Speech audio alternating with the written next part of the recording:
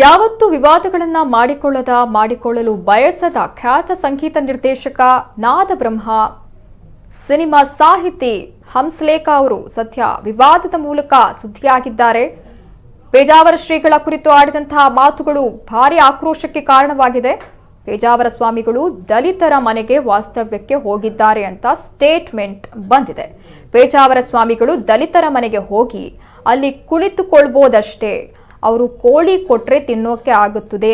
ಕೋಳಿ ಬೇಡ, ಕುರಿ ರಕ್ತದ ಫ್ರೈ ಮಾಡಿ ಕೊಟ್ರೆ ತಿಂತಾರ, ಲಿವರ್ ಫ್ರೈ ತಿಂತಾರ ಆಗುತ್ತಾ ಅಂದ್ರೆ ದಲಿತರ ಮನೆಗೆ ಬಲಿತರು ಹೋಗೋದು ಏನ್ ದೊಡ್ಡ ವಿಷಯ ಅಂತ ನಂಗೆ ಅನ್ನಿಸ್ತು.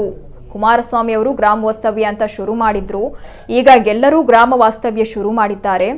ಬಿಳಿಗಿರಿ ರಂಗಯ್ಯ ಸೋಲಿಗರ ಮನೆಯ ಹೆಣ್ಣಿನೊಂದಿಗೆ ರಮಿಸಿದ್ರೆ ಅದರಲ್ಲಿ ಏನ್ ದೊಡ್ಡ ವಿಷಯ ಇದೆ? ಅದೇ ಸೋಲಿಗರ ಹೆಣ್ಣು ಮಗಳನ್ನ ಕರೆದುಕೊಂಡು ಹೋಗಿ ತನ್ನ ದೇವಾಲಯದಲ್ಲಿ ಇಟ್ಟು ಗೌರವಿಸಿದ್ರೆ ಅದು ಬಿಳಿಗಿರಿ ರಂಗಯ್ಯನ ತಾಕತ್ತು.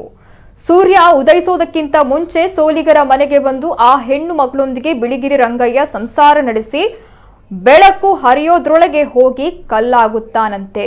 ಅದೇನ್ ದೊಡ್ಡ ವಿಷಯ? ಅದೊಂದು ನಾಟಕ, ಬೂಟಾಟಿಕೆ. ದಲಿತರ ಮನೆಗೆ ಬಲಿತರು ಹೋಗೋದು ದೊಡ್ಡ ವಿಷಯನಲ್ಲ. ದಲಿತರನ್ನ ಬಲಿತರು ತಮ್ಮ ಮನೆಗಳಿಗೆ ಕರೆದುಕೊಂಡು ಹೋಗಬೇಕು, ಅವರ ಮನೆಯಲ್ಲಿ ಊಟ ಹಾಕಬೇಕು. ದಲಿತರು ಮುಟ್ಟಿದ ಲೋಟಗಳನ್ನ ನಾವು ತೊಳಿತೀವಿ ಅಂತ ಬಲಿತರು ಹೇಳಬೇಕು ಎಂದು ಹಂಸಲೇಖ ಹೇಳಿದ್ದಾರೆ. ಪೇಜಾವರ ಶ್ರೀಗಳ ಬಗ್ಗೆ ಹಂಸಲೇಖ ಮಾತನಾಡಿರೋದು ಸದ್ಯ ಸಾಮಾಜಿಕ ಜಾಲತಾಣದಲ್ಲಿ ವಿವಾದ ಹುಟ್ಟುಹಾಕಿದೆ.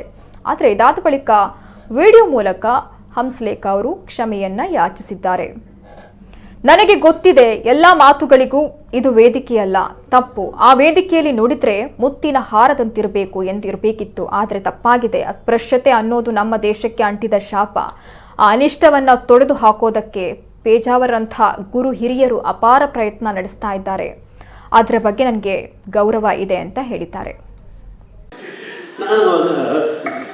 ಏನಿದು ಇಷ್ಟೊಂದು ಅಕ್ಕರೆ ತೋರಿಸ್ತಾನಲ್ಲ, ಮಹಾಸ್ವಾಭಿಮಾನಿಯವನು. ಹಿಂಗೆಲ್ಲ ಊಟಕ್ಕಾದ ಮೇಲೆ ನಾವು ಹೋಗಲೇಬೇಕು, ಗಂಭೀರವಾಗಿ ನಡ್ಕೊಳ್ಳೇಬೇಕು.